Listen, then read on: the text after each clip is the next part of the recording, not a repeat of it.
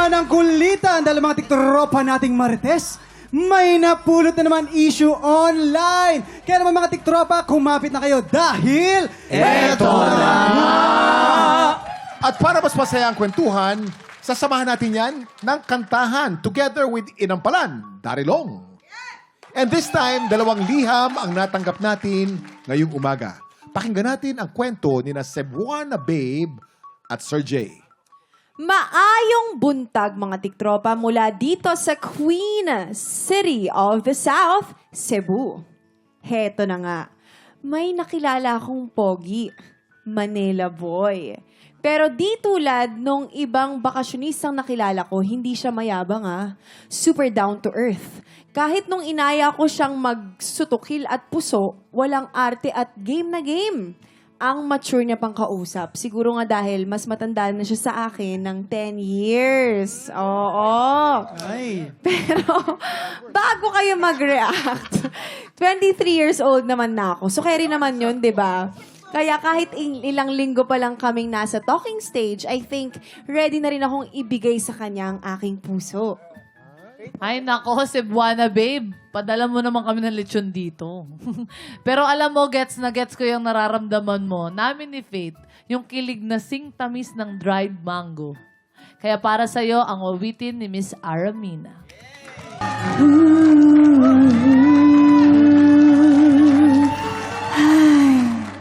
Ay, may hi!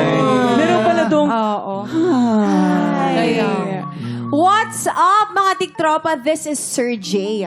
Narinig nyo na ang kwento ni Cebuana Babe. So, eto naman ang side ko. Yes!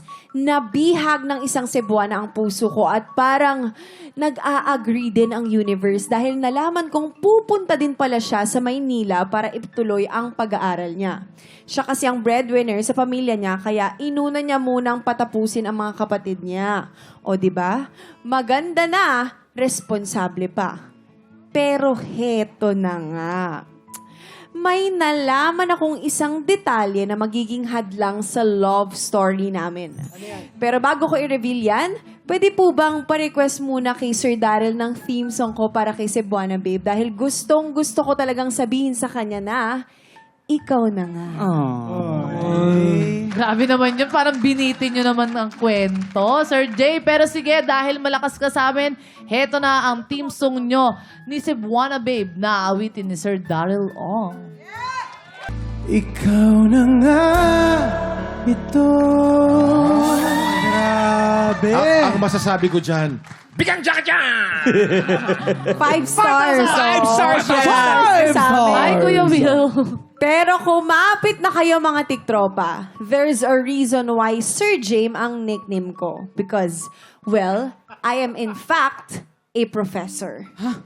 At nung tinanong ko kung saang school siya nag-aaral, para akong binuhusan ng tubig galing sa Kawasan Falls dahil nalaman kong magiging estudyante ko pala siya. Yun lang. Sa mata ng nakararami, alam kong i-judge nila kami kung itutuloy ko ang relasyon namin. Pero, nasa tamang edad na naman kami pareho at papaano kung siya talaga ang the one? Paano to? Nagmamahal? Sir Jay. Magandang tanong yan. Magandang tanong. Tanungin natin isang magaling sa academics. Nag-aral sa UP Manila to si Atong Redillas. Atong, ano masasabi mo? If you're a teacher, tapos magiging mo siyang estudyante, sometimes it's inevitable. Minsan, may mga, halimbawa, sa law school, may magtuturo na yung tatay mo lang talaga yung nagtuturo ng subject na law school. Kasi minsan, may mga specialty yan. Ganun din sa medicine. 'Di ba? Sa medicine, may, halimbawa, yung forensic scientist. Sa Pilipinas, kulang na kulang ang forensic scientist. So, ang nagtuturo nun ay isa lang. Kung anak ka at gusto mo rin maging forensic scientist, so hindi magiging hadlang yon, 'di ba? Kung anak mo siya. So it's really not a matter of principle, but it is a matter of philosophy. At tandaan niyo naman kasi ang problema natin yung muka hindi naman tumitibok yan puso lang ang tumitibok. Oh. Ang ganda nun. Okay lang. Oo. Ang susunod naman si Arabel. Sumakit yung ulo ko Babae kay naman, Kuya babae. Atong Okay lang pala yun. Para sa akin, kung ayaw mong mahirapan, lipat ka na lang ng school. Ayan. Yun ang the best, di ba? Tama. Kasi medyo mahirap yung sitwasyon nila. Oo. So, move ka ng ibang school. Or pray mo na lang kung talagang Kung kayo o para kayo talaga. Yun naman ang pinaka-the best. RR. Naiintindihan ko yan kasi minsan yung bugso ng damdamin, ano? Talaga kung ano yung nararamdaman mo, taas. Oo. Diba? So ako, maganda to, i-test nyo yan. So kung kaya nyong, time will tell for me. So, time will tell. So kung kaya nating tiisin hanggang graduate ka, by that time, mali mo, either wala na yung damdamin mo, diba? Hindi pala talaga kayo, or kung totoong kayo, maganda naman kasi at least ngayon, graduate ka na, wala nang komplikasyon. Ayun. Hintayin natin. Ara, ikaw. Miss Ara. Sa akin, syempre, depende sa situation ng babae, baka mamaya. Kung iba-iba eh. Kung lilipat siya ng school, another ano na naman. Let's be professional. Kung maging as teacher ka, maging as student ka, and then outside school, edi bala kayo kung Wait, so may pwede? love kayo sa Pwede, pero huwag niyo papakita. Kasi Basta tamang edad parang may rules naman yata sa mga university, bawal talaga yun eh. Oo, bawal talaga yon. Pero kung alam na nila sa isa't isa, mararamdaman nila yon. Kahit anong advice natin, sila pa rin ang masusunod. Tama. Mm-mm. Okay.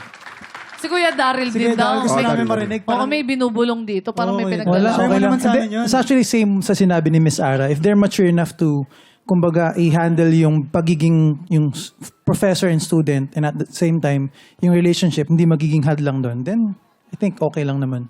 Oh. Ayan, maraming salamat syempre Kuya Daryl. Papahingayin muna natin si Kuya Daryl dahil mamaya magja-judge pa siya sa tanghalan ng kampiyon. Habang si Miss Ara naman syempre, makakasama pa natin sila sa pinakamasayang spelling game on TV.